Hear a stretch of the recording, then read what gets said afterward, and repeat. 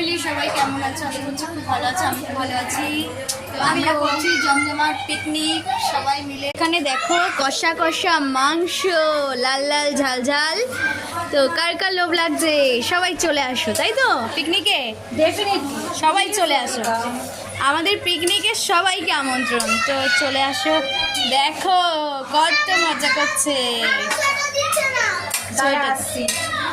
তো হবে হচ্ছে বেগুনি, ডাল, আলুর চোখা, আর হচ্ছে রাইস, সবাই শুধু বলে কষা মাংস। চুলো বাঁধে।